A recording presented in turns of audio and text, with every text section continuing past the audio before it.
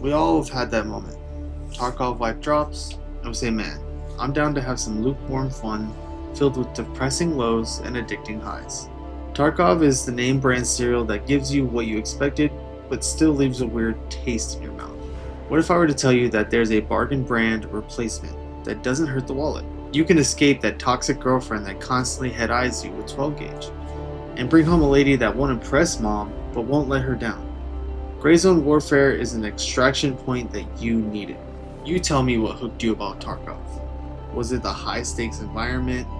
Perhaps the satisfying kills of NPCs that still felt like progress? Or maybe it was the tasks that you were given were interesting or diverse. I really hope it wasn't the milsim realism. Whatever it may be, there's still something about Tarkov that can make it hard to even open the game. Fortunately, there's an easier game to digest, and it's in early access right now. Gray Zone Warfare can give you all those hooks with the motivation that feels new. Is Gray Zone just Tarkov that we had at home? Yes, but it's actually good. And let's break this down a little bit. You can only groan at the placement of your spawn so many times in Tarkov where you just decide to turn the game off. Gray Zone serves up an interesting alternative to this by giving the player a helicopter to call in and drop you at unlockable and discoverable landing zones.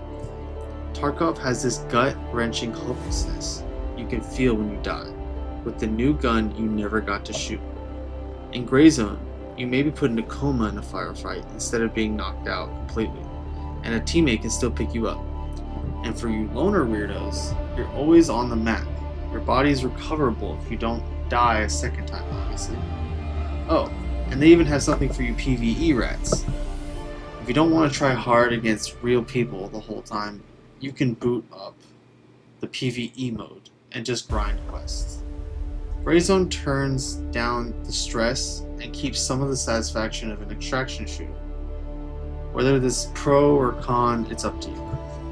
As biased as I want to be, there are some caveats. Gray Zone is in early development and has a way to go before it can really capture the smoothness, engagement, and intricacies that Tarkov provides. The sheer amount of trial and error that Tarkov has that keeps it on the throne it works so hard to maintain really puts Gray Zone at a disadvantage. But you see, Gray Zone sees the meal that is laid out, and it's ready to start copying recipes. At the end of the day, you won't know if you like the great value Cheez-It unless you try it, and I highly recommend Gray Zone, at least for a breath of fresh air.